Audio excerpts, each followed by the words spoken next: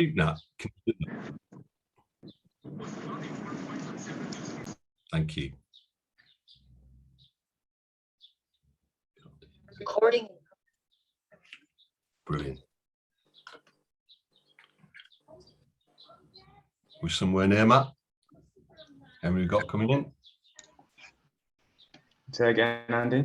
How many have we got now? 25. Okay, we'll give it a few more seconds.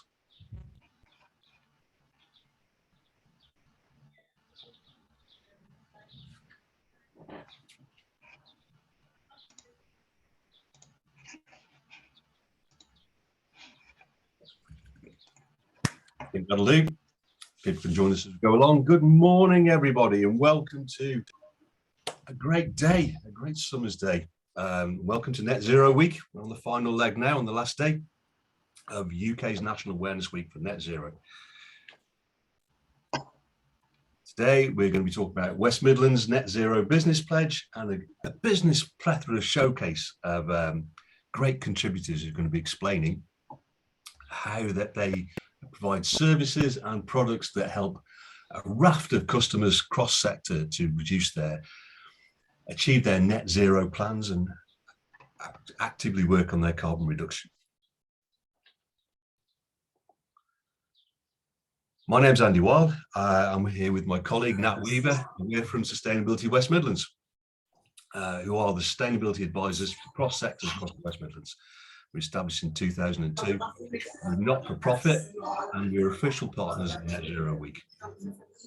We have a 2030 vision. With that, we have a roadmap with 8 pillars towards sustainability, which are measured and we work towards. But the main contributors towards net zero are, of course, resource efficiency and sustainable energy use, which we'll hear some classic examples from today. Within the West Midlands, we have a net zero business pledge, which you can sign up for, which clearly demonstrates your commitment towards net zero. So it's free, and there's a link there that we can all tie into. And it's a great way of showing your commitment. And Nat, my colleague, is coordinating this. So if you want any more details on that, we can contact him. But there is a link there in the presentation, takes you direct to the page. Today's agenda, we're going to be covering Nicola Ellen from Shoesmiths, Darren Jones from NRG Marine, Daryl Patel from National Express, and Denise Brinton from Stay Safe PPE. And finally, the great Amy Ahmed Dolphin from Whistle PR is going to be explaining how you can translate all this to your employees and your customers. Really important points. So without further ado, we're going to kick off. Nicola from Shoesmiths is going to give us a talk on what they've been doing. Oh, very good morning, everybody, and thank you very much for inviting me to take part today. So I'm Nicola, and I'm Head of Corporate Responsibility at the law firm Shoesmiths, and we are in 14 offices around the country, including at Colmore Square in central Birmingham. And amongst other things, I lead on our firm's net zero strategy. We have an ESG vision as a firm, which is to be the leading national law firm famous for its positive contribution to society. And the net zero strategy is a key part of our ability to achieve that vision. So we have a number of targets in the public domain. First of all, that we aim that our operations, so scopes 1 and 2 emissions, to reach net zero by 2025. We have near-term targets which have been validated by the Science Based Targets Initiative, and they're consistent with keeping global warming to 1.5 degrees centigrade above pre-industrial levels. And of course, we're getting alarmingly close, being at 1.1 at the moment. And those targets are to reduce absolute scope 1, 2 and 3 greenhouse gas emissions 50% by 2030 from our 2020 baseline year, and to increase annual sourcing of renewable electricity, which was at 74% in 2020, and we aim to get to 100% by 2025. And I'll be going to the board in a couple of weeks with the outcome of a strategic review of our long-term net zero strategy beyond 2025, and that will include our proposed net zero target for our entire value chain, which will then go to the SBTi for validation. Just give some examples of what we've been up to during the last 12 months. We are continuing each year to extend the scope of our carbon footprint disclosure. And since 2019, in addition to the sort of very conventional scope 3 emissions that you'd expect to see a company reporting on, we have been also reporting on both market-based and location-based electricity-related emissions. We also report on emissions associated with our goods and services, our commute to work, so that's in addition to business travel, which we've historically always measured, and also home working. And the latest emission that we have included for 21-22 is emissions associated with hotel stays. We have, I think, quite an ambitious sustainable travel policy. So this is providing guidelines for staff about challenging the need for travel and then helping them to think about traveling more sustainably. But we also have, as a stick, an internal carbon levy. So anyone that books a business flight, that department is charged £200 a flight. That goes up to £300 if it's 4 hours or more. We have an online portal where we encourage suppliers to provide information on their carbon emissions and their approach to reducing emissions. We continue to engage with landlords to encourage them to maintain the use of certified renewable electricity at all of our locations, and indeed renewable gas as well. We are a tenant and we don't have many contracts that we directly purchase energy. We do have some sites, but not all. And obviously engaging with staff is absolutely critical. And by that, I'm talking there about their professional roles. So it's not about switching laptops off and turning lights off and leaving the room. You know, that's obviously part of it, but more fundamentally, it's about their professional roles. And then I mentioned that we have a strategic review underway. We did also do an assessment of our climate risks and opportunities and scenario analyses, looking at potential temperature increases, impact on business in the medium to long term. And then just finally, by being a signatory of pledges such as the West Midlands Net Zero Pledge, so if you're not a signatory already, I would encourage you. We're involved because we want to be able to share ideas and approaches and to learn best practice. We want to find ways to collaborate with like-minded organisations. That may be by sharing best practice, but also through the provision of net zero related legal advice and demonstrating to my colleagues and local communities in the Birmingham office that we are focused on protecting the local Birmingham and West Midlands environment just as much as we are at a national and ultimately global level. Thank you, everyone. Thank you, Nicola, for explaining brilliantly how we can apply net zero not only to manufacturers and people who make products, but to professional services as well. So thanks for that. Nicola's put her details and contact details if you want to contact her with any more questions in the chat. And now we're going to go over to Darren Jones from NRG Machines. Darren spoke at COP26, and that's where I first met Darren. And I think you're going to be slightly amazed about what he does and the effect that it has, because it's very little known with the effect and action that can be taken with what he does. We should be hearing about this more. So Darren, over to you. Great. Thank you very much, Andy, and welcome to everyone for giving up part of their wonderful Friday morning for this net zero presentation. So what's NRG Marine? And firstly, we'll start with that, a marine company in Coventry. Yeah, really, that is true. What's NRG Marine doing that's so different, and why is it so important to Net Zero Week, not just for the UK, but for the world? Boats, ships, and barnacles. There we go, folks. Not something you thought you'd hear on a Midlands webinar this morning. But if you think every barnacle, every mussel that grows on a boat, every bit of weed creates drag. And I'm fairly sure, unless you've heard me speak before, most folks will not understand what that means for carbon emissions and greenhouse gas emissions. The drag on ships creates more CO2 emissions than all of Europe's cars in a year. 300 million tons plus, just because of drag. And NRG Marine, we decided many years ago that that was a bit silly and it needed to be dealt with. Now, the traditional way of dealing with it has been using poisonous paints that leach poisons into our oceans. And not only are they not particularly great, but they do exactly that. They have a very poor environmental legacy. And we decided we could do something different about that. So we've developed an ultrasonic sound system that creates a tiny agitation on the surface of a vessel and stops things growing. Simple as that. And it also doesn't bother dolphins or whales or anything like that.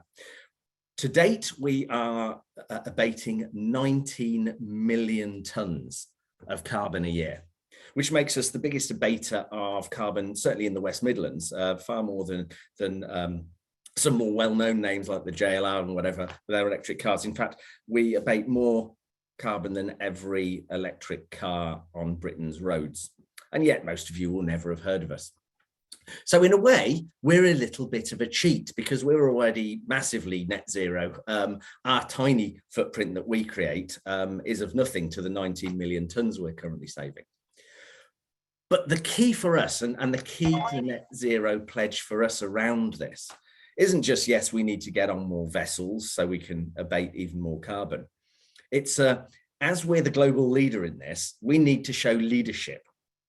And that means we need to do things correctly ourselves in-house. So 2 years ago, we set up a centre in Abu Dhabi.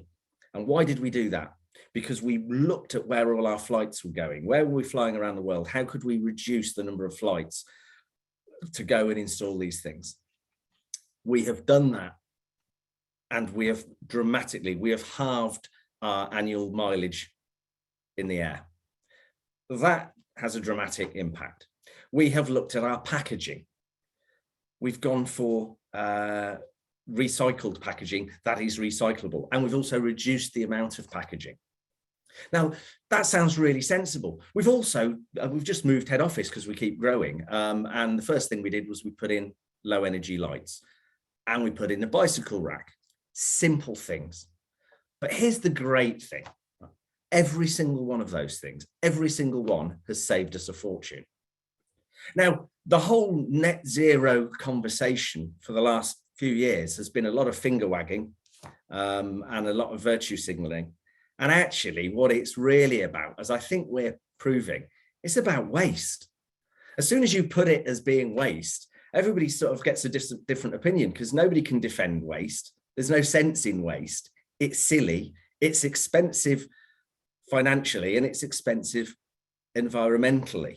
So part of our key pledge isn't just to get equipment out there, is not just to put in low energy lighting and bicycle racks. It's to get out there and do events like this and talk to people and explain your business can make a difference through its actions and through its leadership. And it filters down into all of your staff and your suppliers. They all see it going on and go, yeah, why can't I save some money? And guess what? They then save a load of carbon. So the idea that we have to wag fingers and scare people is, frankly, I think the wrong approach. We're taking people on this net zero journey on a journey of hope and lower cost and better systems. The lighting I've got in here is far nicer. I don't get headaches anymore and it's costing me a lot less. Isn't it wonderful? There are technologies out there that are cheaper and better than the old technologies, and they're environmentally friendly. So that's our real message today. Focus on waste rather than wagging a finger. Do what we've done at NRG Marine. Bring all of your people on board, bring all of your suppliers on board, and get out there and talk to the wider community. Our next phase, our final bit of the mission, is we've now developed equipment that can go on factories, reducing buildup in pipes, which actually hugely reduces the energy used to push things through those pipes and massively, again, has an impact on CO2.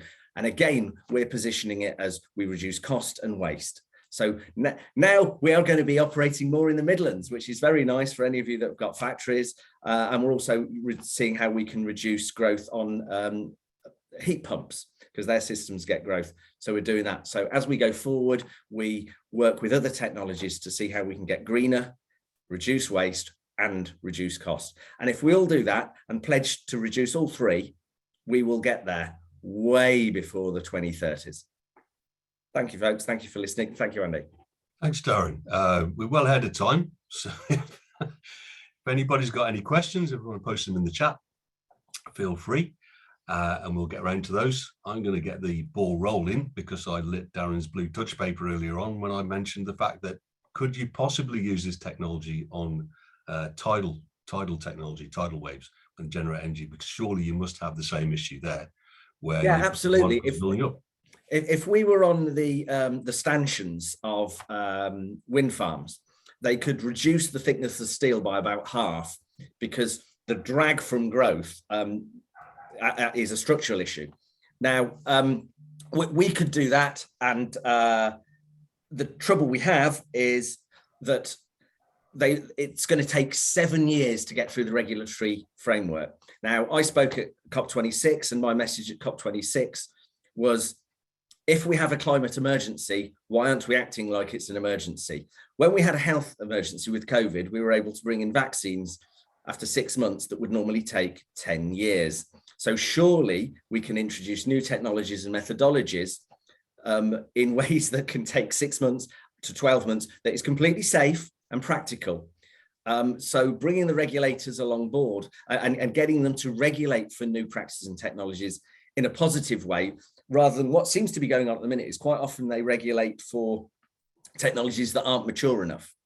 And then that forces people into high expense for lower efficacy. And that's when people get a downer on net zero. Net zero is not about having worse equipment at higher cost and a lower standard of life and worse business practice. It's about having better in all of them and greener. The technologies exist. We do need to bring regulators on board with that.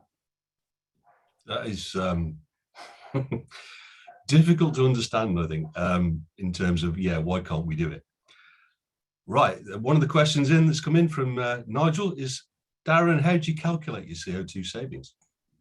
So we've got a submission currently with Vera, who do carbon credits, but we work with the UK government has a calculation for the amount of CO2 that ships generate. We also then work with the ship operators, and the IMO have just released the definitive document on the drag effect of biofouling. So we know how much biofouling most vessels carry as an average. You work that out, you work it out by the type of vessel we're on, and we monitor all of that. So we know the CO2 of that vessel when it's running with growth. They put us on it's without growth, and it's all done. I mean, we were delighted. Again, it's part of this leadership thing. We were the founding chairs for the IMO's glow fouling program for their global industry initiative.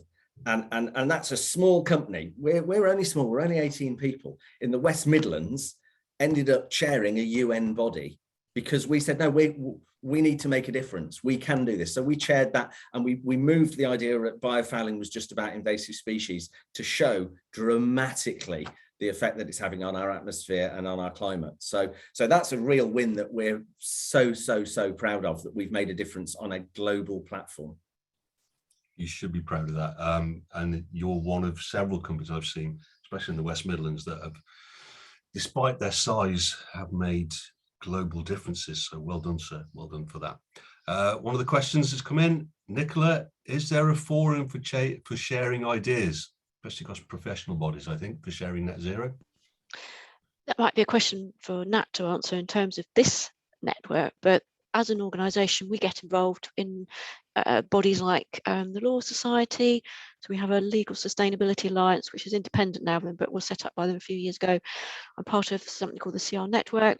We're active participants of the UN Global Compact. I definitely encourage companies to look at becoming involved with that. Business in the community. There are a number of initiatives at a sort of national and global level. And of course, what's nice about this initiative, it's regional, locally focused. Brilliant, thank you. And there are many others, so I've just a few examples. Yeah, far more than I could reel off, thank you. Alan's also put that there's an innovative zero carbon working group, which you might be interested in, and there's a link there in the chat if you want to follow that. Nat, put something in. Yeah, do you want to explain what the first session is later on in September? Yes, so we're almost in phase 2 of the pledge now. We actually had a meeting yesterday with the Combined Authority who run the pledge to decide So we're going to be doing drop-in sessions, so virtual drop-in sessions for businesses to come and talk and collaborate and raise issues and work together. So we're going to bring in specialist speakers to come and talk through issues like the ones that have been mentioned here to collaborate together. I think the first one, the date was decided, it's in the last week of September. As I said, we literally just decided this officially yesterday. So if you have pledged and once you make the pledge, you'll become aware of this and you're more than welcome to come and attend. Brilliant, thanks, Nat. Right, over now to the brilliant Daryl from National Express West Midlands. Daryl, if you'd like to share your screen. Sure. Sorry, just a second. I haven't opened it up. Okay, I've got it. Excellent, thank you. Sorry, we're a Google business, so it's always a nightmare sharing anything on any other platform, but just bear with me a sec. Oh, I can't share while other participants are sharing. Stop share, that's me, sorry. It's all right, I can just talk through it if that's easier or helpful. It's up to you, entirely up to you. Carry on, anyway. Cool, can everyone see that? If you press the, yeah, there you go, well done. Yep. Okay, oh, good. Cool. So I'm Dara Patel. I'm the environmental lead at National Express UK. So I'm essentially responsible for all wonderful things environment and especially how we're going to get to net zero forms a big part of that. So I wanted to talk about why did we decide to pledge. So we are a public transport company. In the West Midlands, we operate buses, really nice buses. And it's really important for us because we are a really integral part of our local community. I mean, providing transport means that you touch pretty much everyone, or if people don't use our services, you definitely know someone that would use our services. So we're a really kind of integral part of the community. And for us, it's almost our responsibility to make sure that we're doing what we can to help our community to decarbonise. And if we decarbonise, that will have those ripple effects. So that was one of the reasons why we wanted to make this pledge. And it has pushed us to help us make our decarbonisation plans and really pushed us to accelerate some of these plans. So if you didn't already know, National Express West Midlands, we have a net zero fleet target of 2030. So about 95% of our emissions, Scope 1 emissions, comes from our fleet. And so for us, that's a really big focus area, because if we can get that down to zero by 2030, that will have a massive ripple effect. So yes, and third point is collaborate and learn from other businesses. So these types of forums are great, because I actually had a Google Doc open with some of the ideas that Darren and Nicola were saying. I was like, oh, that's a great thing. We should definitely be doing that, or looking at something similar to that. So it's always great, because I think we're all in this together, and it's really nice that we're all in this together and we're all trying to achieve essentially the same outcome. So any chances to collaborate and learn in any way that we can help as well, we're always there to do that. So yeah, the journey over the last year. So in 2021, we operated 29 electric vehicles. And I like using this stat because I think sometimes when we talk in terms of carbon, it's really difficult to visualize, and it's really difficult to kind of get that across, like what is a ton of carbon? Does it even matter? So I calculated over 2021, these 29 electric buses actually saved 1,920 tons of carbon. So I did a little bit of Googling, converted it into volumetric conversion, and it was actually the same volume as the Empire State Building. So I think that almost shows people even just 29 vehicles in our fleet of about 1,600, it's massive savings. So any bit of decarbonisation we can do, it is massive for our local community and the world. Last year, we also started operating 20 hydrogen buses. So again, really new technology, zero emission at the tailpipe as well. And these are the two kind of front runner technologies for decarbonising bus fleets, is electric or hydrogen. So it's really great for us that we're learning about both of them and some of the barriers to operate, because this is essentially in the transport industry the biggest revolution since going from horse cart to vehicles, automotive. So this whole net zero transition is really changing a lot of the fundamental aspects of how we operate, how we refuel our vehicles, our depots, even just how our drivers drive the vehicles to resave on this regenerative regenerative power from our batteries. So it is really fundamentally different, but it's really, really exciting. We're at the pinnacle of this and we're really wanting to push this. So this year, we've also ordered a further 130 buses. So far, it sounds like we've got quite a small number, but we are really ramping this up. And this is part of our collaboration with Coventry City Council to make Coventry the first UK electric bus city. So yeah, we should have those vehicles in by next year. So we should be having some of them later on this year. But yeah, so there's some really exciting things that we're doing to really ramp up our vehicle net zero transition. But other things that we're kind of working on, which wasn't last year, but it should be this year. So we're going to have a new site in Perry Barrow, a new depot, which has been designed with the environment in mind. So we're trying to build it so it's future proof. So when we have this electrification of our fleet, that everything's already in there and we don't need to go back and pull things up and put new cables in. It should all be ready to go. And we're going to have grey water recycling. Yeah, loads of just really, really cool stuff. Okay, so next slide. And what is this impact? So what? Who cares if National Express are decarbonising the fleet? And this for me is really, really important, because when I talk about environmental sustainability, especially in terms of transport, there's essentially two prongs. The first one is what I've already talked about is, okay, what are we as a business doing to decarbonise? How do we get our own scope 1 down to 0? And the second one is, okay, great, we're doing what we can, but we need to really show the message of public transport, active transport, sustainable transport, and the role that plays in the wider picture. So I don't know how many of you already know this, but public transport and buses is one of the most sustainable things you can do. So even if we operate a diesel fleet, by moving out of a private car to a shared mode of transport is one of the most sustainable things you can do in terms of transport. So whilst we decarbonise, we will be making that even more greener, but already today it is one of the most important things you could do, and it becomes really interesting when you start going to your scope 3 accounting.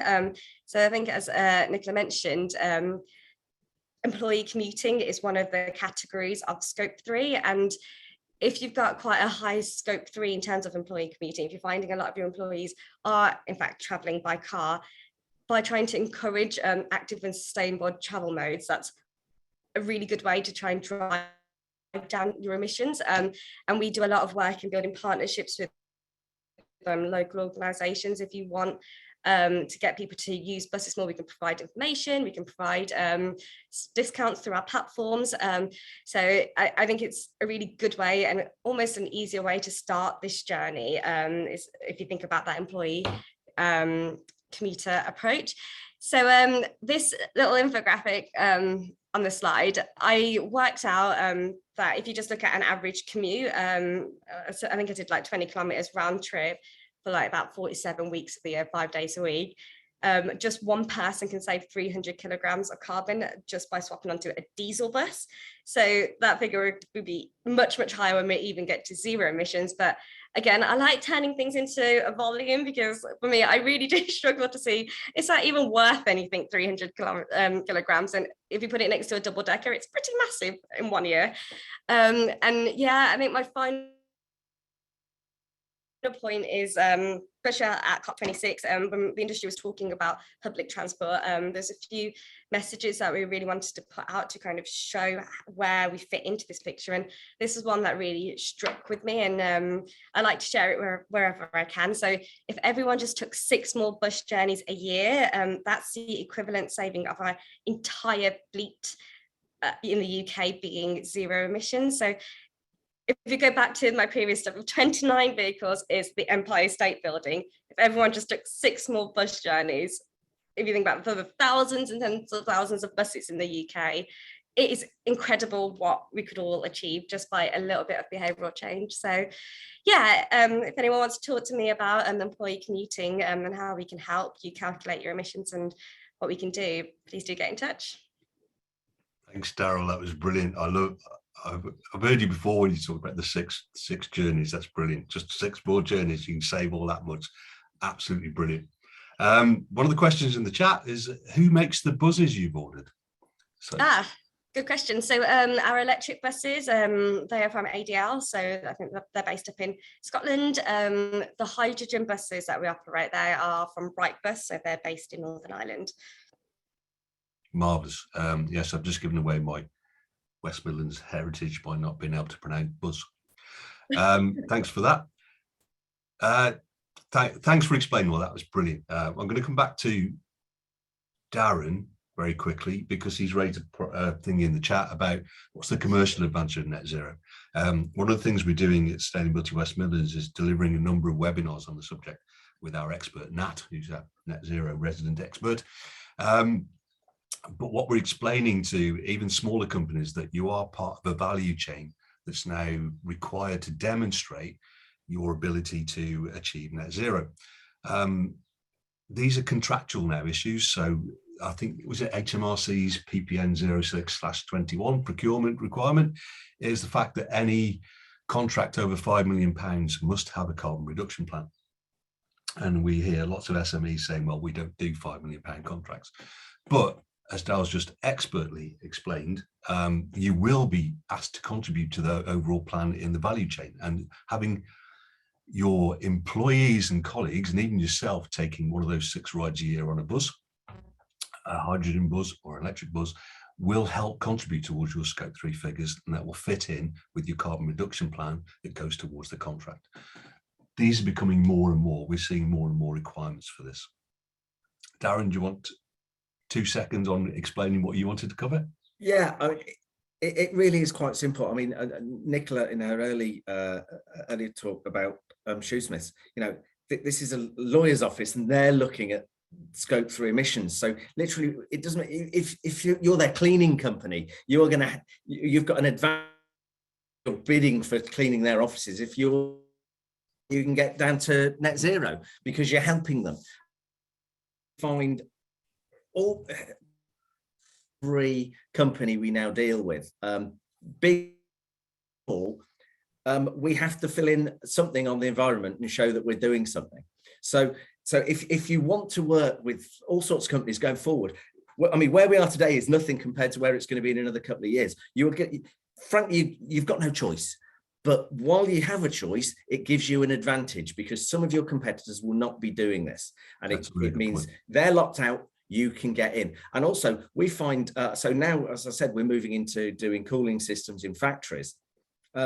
We can ring them and say, hey, we can save you a fortune on maintenance. But what we're finding is we ring them up and say, can we speak to you about how we can dramatically reduce your carbon emissions? They're like, yeah, when can you come and see us? Because they're struggling to find ways of doing it.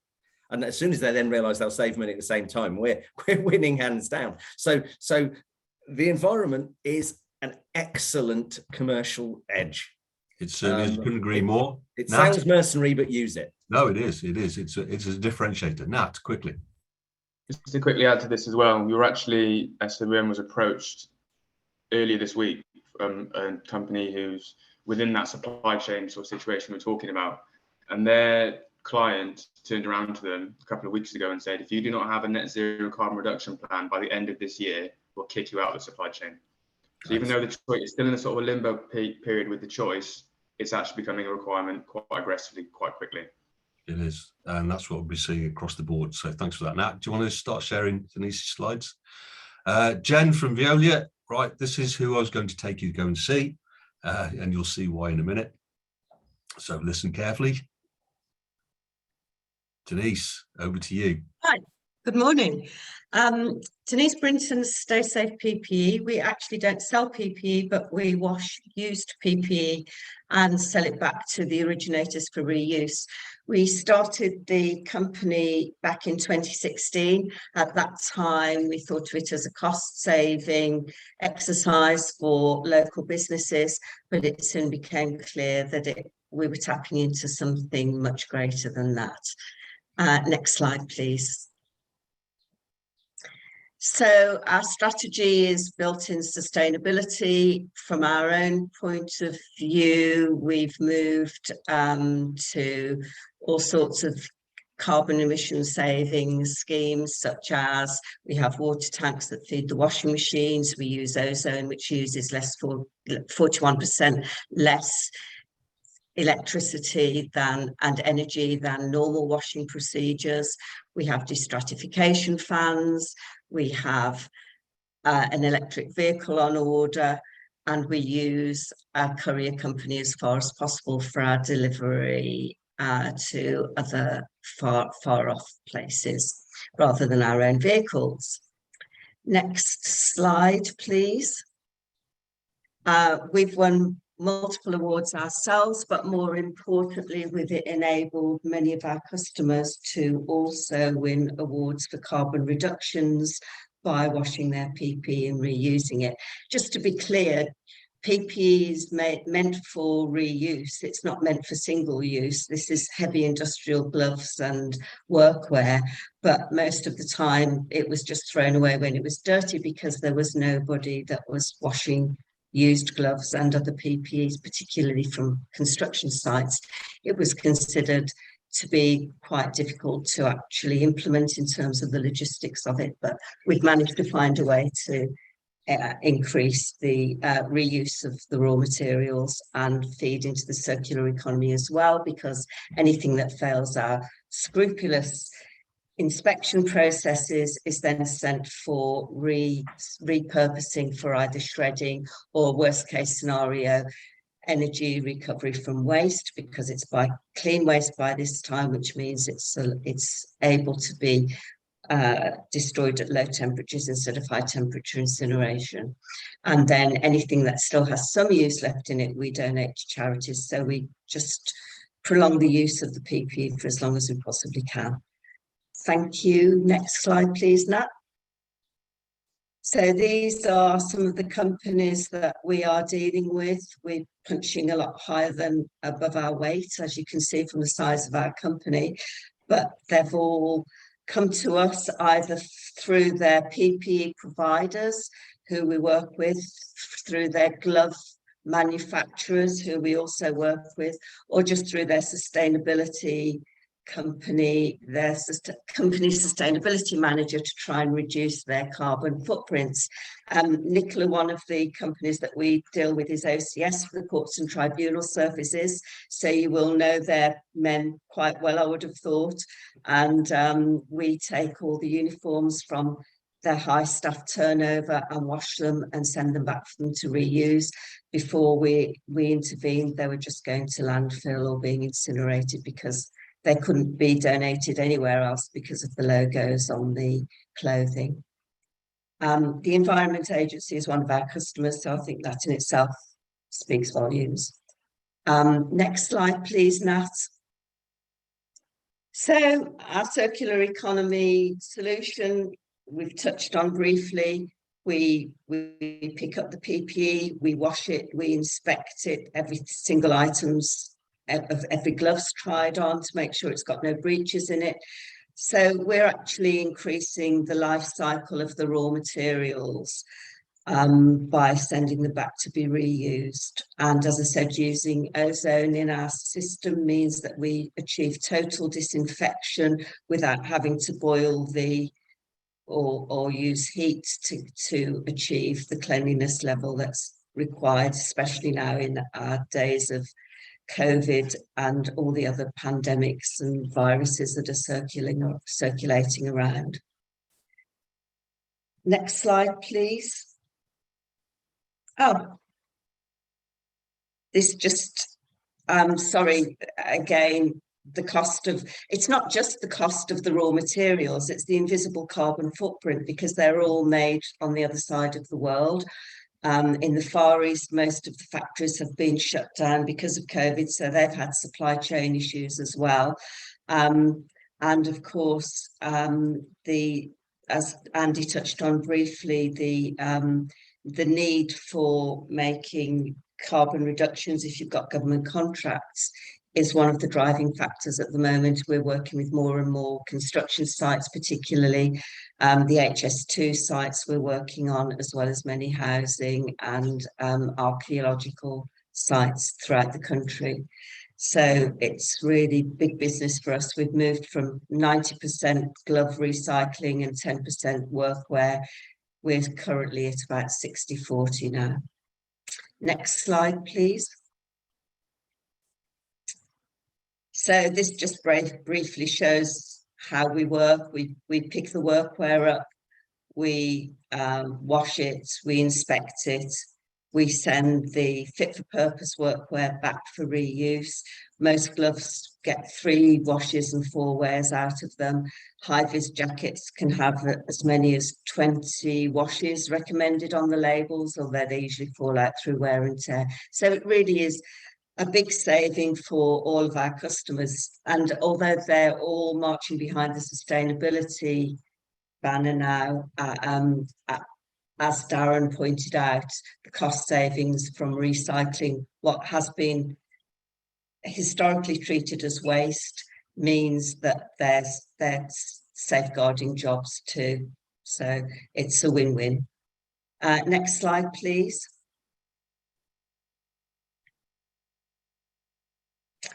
I think I've touched on all of this. We only use mild detergents. We have 0 waste to landfill.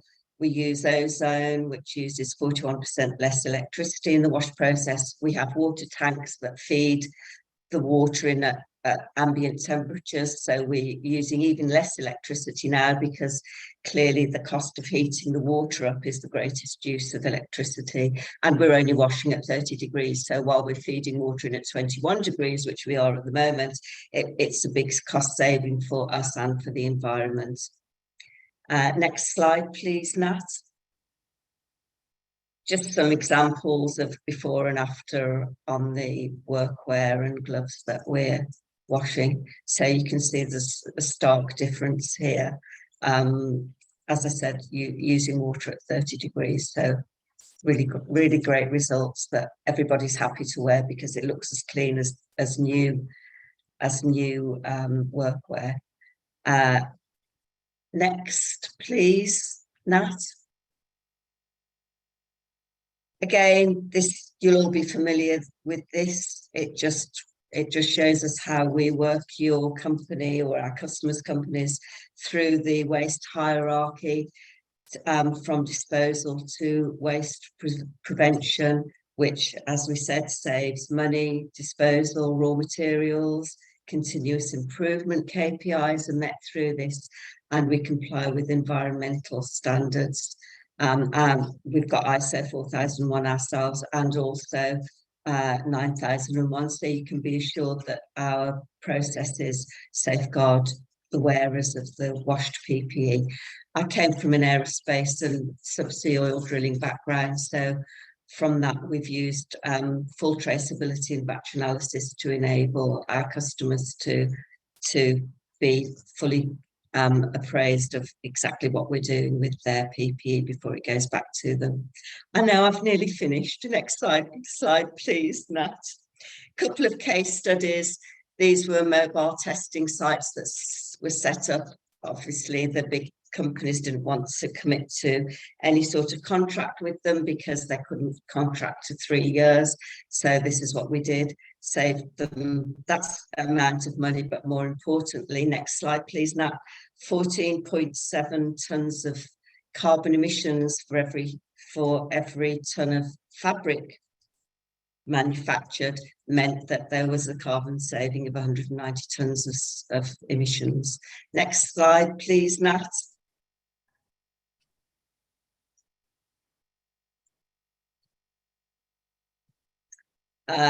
Three more companies that we've worked with locally that we've saved money for. Sadly, we're only working for Veolia in Croydon, and so that we can't get any leeway with local Veolia depots. This is my company details. If you need any more information, please get in touch. Thanks, Denise. Thanks for that. Thanks for wrapping it up brilliantly on time. Right, there's a couple of points there raised in the questions, and I'm going to answer them for you. Have you had any challenges from the HSE Health Safety Executive? I'm not sure about that. You can answer that one in a minute. But I think the concern is, and when I worked at Rico for 30 years, as you know, I came across Denise, and when we started reusing the gloves, one of the operators' questions was, legitimately, these gloves have been used before. Surely they're dirty. So we had the testing done, And what we actually found was that the gloves that had been re-washed came back cleaner than when they were new. There was actually less bugs on them. Yes, that's correct. They're not necessarily cleaner, but certainly in terms of bacterial infestation and colonization, there was less than normal, than brand new gloves. They were comparison tests that were done. Yes. And have you won awards? Actually, Denise's company won Sustainability West Midlands 20th year anniversary event. They won the Resource Efficiency Award, and rightfully so. One of the big surprises for me was the fact that it does take over 14 tons of carbon for every ton saved. And that's just a massive saving that you can make very, very quickly. And it's simple, isn't it? It's like, let's just use it again. Let's just ask that question. Can it be used again? How do we manage to do that? And it just saves so much in terms of the circular economy. Right, moving quickly on then. Thanks, Denise. Thanks, Denise, for that. Amy from Whistle PR, who's going to wow us with some great tips. Over to you, Amy. Thank you. Right, I will share my screen and see if this works okay. Bear with me.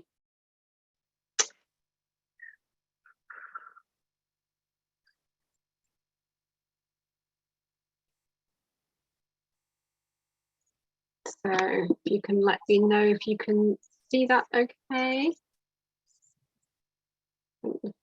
Hang on a second. You go into presentation mode, Amy, you'll be there. Yeah, I'm just trying to know what annoys me when you get the bar at the top so you're showing that you can't press other things. There you go, you're away. Lovely. Okay, so bear with me. Perfect. Right, be nice on time then. So thank you for having me today. So my name's Amy and I work for a local PR agency in Birmingham, Whistle PR. I'm one of their accountants. Amy, you've lost the screen. Have I? Yes. Oh, thank you. What are you seeing? You. Just me? Well, you've gone to camera view, so go back to share your screen. Okay. And share. Yeah, you should be able to probably screen too, I should have thought. There you go. And go back into presentation mode again. That. Presentation. Oh dear. I'm losing valuable minutes. Yeah, okay. You're okay. We've got plenty of time. There you go. Off you go. Right, try not to touch anything. Right, don't breathe, anyone. Okay, so I work for a Midlands PR agency. My name's Amy. I'm one of the account directors and also have a role as head of ESG communications. Just what I'm going to cover is a bit about Whistle, so you have a bit of context, what our sustainability journey has been to date, our commitment that we've made around that, and then I'll touch very briefly, because we don't have much time, on the business case for operating a responsible business, how our sector kind of implements that and affects that, and then a bit about our service of ESG communications. So just a bit about Whistle. We are a PR and social media agency. We were established in 2012, so we just celebrated our 10th anniversary last Friday, actually, and we're all having a high old time in Birmingham, having a nice team shindig. So yeah, we're a senior consultancy, an independent one, and we do everything from kind of issues management and internal comms to strategic consultancy and film and design. Now, in terms of our journey, we've got, you know, green has always been part of the Whistle brand. It's our brand colour, as you can see. But green has become more and more important in terms of the sustainability aspect. I think it was around kind of the middle of 2020 that we started to feel more enthusiastic about this. And I think the great thing is that we're a small team. We're roughly around 10 people, and we're a team of like-minded individuals who are all very compassionate, considerate people, and we all care about how we're impacting society and our clients and the planet. So in the run-up to COP26, that became kind of more and more pertinent. So the first thing that we did, because where do you start? How do you calculate carbon emissions? It's the big unknown. What do we do? We started by enlisting sustainability champions, and we didn't really we didn't define that's what we were doing. Just looking back, that's kind of what we did. And it was the people who were naturally really passionate. So that's Claire, she's our business support manager, and it is a personal passion for her, sustainability. She's had experts come and speak to her local primary school to influence her son and his friends, for example. You know, it's a natural cause for her. But we're very fortunate that the owner of our company, our MD, is very keen to kind of future-proof the business and act more, you know, operate in a more responsible way as well. So the people who are really enthusiastic about it started becoming more involved in taking some action. And the first thing we did is we went to look at B Corp's B impact assessment, because it's a great starting point, a great foundation to try and develop a base year of where you stand, not just in terms of carbon and decarbonising, but in terms of ethical qualities and social qualities and everything. So that's a really great thing. You just go through this big long tick box exercise of how you rate on different things. Do you have certain policies in place? Are you doing this? Are you doing that? And that gave us a score. And we were something like 45.1 out of 200 when we did this last year. So you have to be rating at 80 to be a B Corp registered organisation. And they don't expect anyone to get 200. They expect you to be between 40 and 100. So we're coming up for maybe a year on from doing that, and we've already moved up to 56.1, which I think is a brilliant result. But it's just a great starting point. We've got our base year, we've calculated our emissions, and now we've been able to set plans. Now, what we did from there was, okay, so we need some policies, and we need to do this, and we need to do that, and we need budget, and we need to invest, and do we need to get, you know, some big things like solar panels for a building, for example, is not a quick win. But there are immediate wins that you can do, and that's what we did. We didn't wait around to write a policy. We just implemented the things that were easy to do straight away. So for a small business, you know, 99% or something crazy of the UK's businesses are SMEs. So we all have a role to play, and even the smallest businesses should be doing their bit. You know, it's just like, did Darren say that at the start, I think.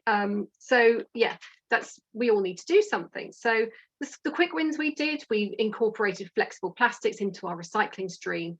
We put up notices around the office to encourage people to be more responsible with their lighting, with pulling their plugs out at the end of the day. Just simple things that are so easy to implement but make an impact overall. So that's what we did. And then the SME net zero pledge by the government came into force last May. So in the run up to COP26, we signed up to that pledge and committed basically to become a more responsible, carbon friendly, carbon neutral business, and, you know, to start sharing what we're doing and connecting with like-minded people.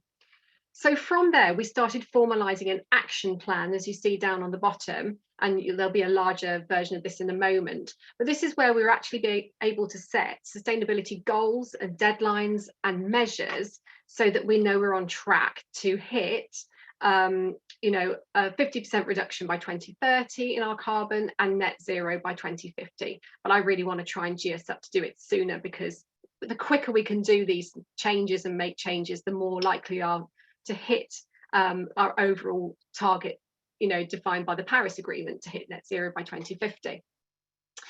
And then this wonderful pledge from Sustainability West Midlands came out, the West Midlands Net Zero Pledge. Earlier in this year, we signed up to that when we heard about it straight away, and we were really proud to be the first PR agency in the Midlands to sign up for it.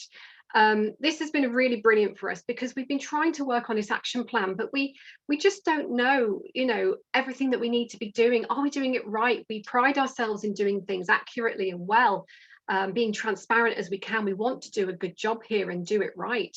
But it's really difficult to know, you know, without enlisting really expensive services, because there's lots of businesses out there which will try and, you know, sell carbon calculators and things like that. But through Sustainability West Midlands and Nat's help especially, we've been able to check that we're doing things, recording things properly, how to break through and get, you know, figures from our our disposal company and things like that. So it's been really, really helpful. And all these networking, like the other speakers have said, it's just been brilliant. So from there, we've got our action plan. We're all clear. We're sharing it with the team. We're keeping them engaged, and we're starting to train our team. So already we've had myself and 2 other members have done training in sustainability awareness and climate change awareness, circular economy, and we're looking to roll out wider group-wide training on sustainability and diversity inclusion by the end of the year. And then the final thing that we're doing as part of our plan is to influence our stakeholders, not just our team with our regular eco challenges like the seeds that you see here when we're trying to encourage people to rewild spaces. One of our colleagues has got a garden that has no green in it at all. It is plastic turf and concrete. So we're trying to encourage you to get a pot and just to put some seeds in and rewild that space. So yeah, that's our people, but also we want to influence our clients. We want to influence our suppliers. So there's a big job to do there, which we will keep evaluating. So there's our sustainability journey, and I'm not going to chat through because I don't have time.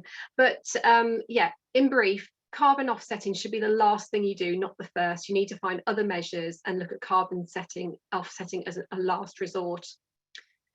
The business benefits of ESG, I was asked just to explain that a bit. Moving from net zero to the wider realm of ESG, which encompasses not just the environmental aspects, but your social, your people aspects, communities, and the governance, how you're running your business. I think it's just really clear to see, and it's been mentioned already on today's session, how this is a way to future-proof your business. Not only do you need to meet the regulations and all the legislation out there applicable to your sector, that's your base minimum that you should be doing. By embodying a more responsible mode of operation, you are future-proofing, you are improving your brand's reputation. People will trust in you more and more. Customers and your stakeholders, your suppliers, your investors are going to want you to be a responsible business. You will attract better talent, you will retain your talent, because this is going to matter more and more. There's so many stats out there about millennials and Gen Z, and how this is going to matter much more to them, because they are the generations who are going to be the future leaders and the people that live in this world that we're impacting at the moment. So yeah, ESG and sustainability, it's been called a risk model, really, because by operating in a sustainable way, you can, future-proof your business. Just very briefly on our sector then, you use communication, of course, to influence and share your messages. But for me, in my role as a communicator, I'm really chuffed now that I've got something within my sector where I can be a real power for good, and use my knowledge of sustainability and of communicating in an informed and transparent and responsible way about climate change, and to influence our clients to make sure that they're doing that the correct way, avoiding greenwashing and green hushing, for example, and to really bring everything back to the human aspect of, the storytelling aspect. If you want to resonate these messages with people, you've got to give it something meaningful, which is why it was great what Darryl was saying about the Empire State Building and the double-decker bus. It brings things to life and gives it meaning for people. Of course, internally, you've got to be engaging your people to bring them on that journey and make sure that you're embodying it all in the culture of your organization. So we did a little survey around the sector, the realm of ESG, and found that only 1/3 of business actually have a clear comms plan in place for their community, for their sustainability strategy. So you really need to share what you're doing, because that's how we influence people. Just as we've said earlier today, we need to, it's a grassroots thing. We want to filter it down to our suppliers, our stakeholders, and share what we're doing, so more and more businesses are doing it as well. So when I talked about our action plan and how we're looking to influence people, what we did this year is we launched a dedicated service around ESG communications to help people on that journey. So that's something that we offer now. So just some final thoughts. I intended this little bit to be more of a little hand holding. If you really don't know where to start, start with something like the B impact assessment and start calculating. You've got all these connections now just from this group that you can ask questions about how to do it. It just start small. Just do something and start operating more sustainability, because it will definitely reap the benefits for the business. So just to leave you with a quote that I love, in the race to zero, like any race, the hardest part is pulling on the running shoes and getting out for the first run. But once you're out there, you get into your stride. I'm not going to read the whole thing, but the key is to get into the race. So if you're unsure about anything, you've now got a nice little network of people to start speaking to. There. I could have talked so much longer, sorry. I was going to sum up, but you just hit everything and you nailed it completely. Well done. Thank you. Got all the main points across. So I hope everybody's taking notice there, because that is how to do it. That really is how to do it. Right. On time. In fact, we're just slightly over, so we must wrap it up. Shabnam, were you eating cake there? Were you eating one of your brownies? No? It's sneaking one in. I'll be around later to eat the rest of them. Right, everybody. Thanks for joining us today. First of all, thank the speakers, Nicola, Darren, Daryl, Denise and Amy. I'd like to thank Nat for joining me. And he is our expert if you want to know anything more about net zero. And we work on demystifying the whole subject so most people can understand it. Right, and Nat's got his contact details there if you want to know more about it. And join us in Sustainability West Midlands Business Pledge. That's fine. But this is thanks to everyone for joining us today. It really is about listening to what people who've done it, people who've walked the walk, and collaborate. It's about collaborating on the path to sustainability. And on that note, then I'm going to close it.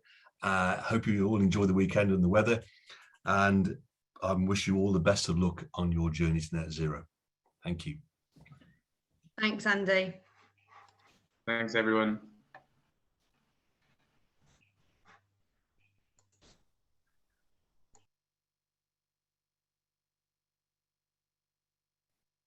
Thank you. Thanks very much.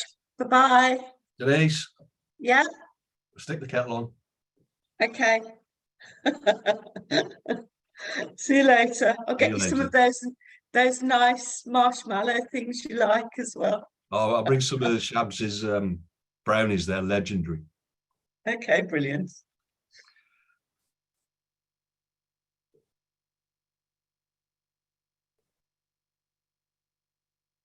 You can stop recording that.